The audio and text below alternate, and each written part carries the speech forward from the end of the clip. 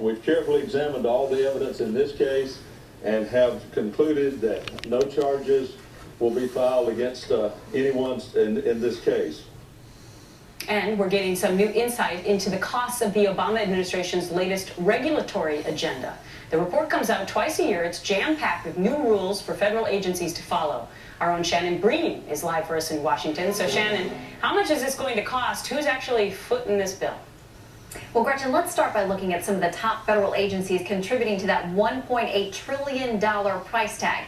And environmental regulations come at the top, tagged at a cost of $379 billion. After that, the Department of Health and Human Services, that makes sense, of course, because they're implementing most of the Obamacare regulations, nearly $188 billion in regulatory costs. And the Department of Labor comes in at nearly $125 billion.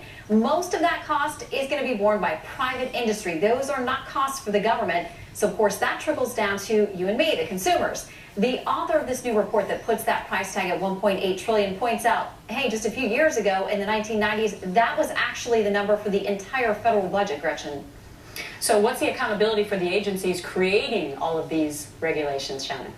Well, this is something that's really upsetting folks when they look at just how far they reach. Congress last year passed and the president signed about 127 laws, but there were more than 3,700 regulations that went out. And so the fact is this, essentially it's lawmaking by a non-elected body. Here's what happens. Those agencies issue the rules and there's no check on it. Here's Wayne Cruz from the Competitive Enterprise Institute.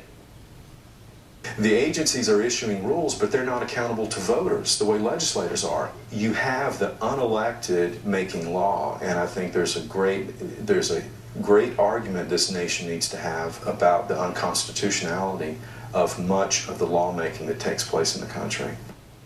Of course, if you're a regular citizen and you can show you've been harmed by one of these regulations, you can go to court. And by the way, the EPA is facing several lawsuits all across the country. At least a couple of them will be argued this term at the Supreme Court. Gretchen? Yep, covered a lot of those as well. Thanks so much, Shannon.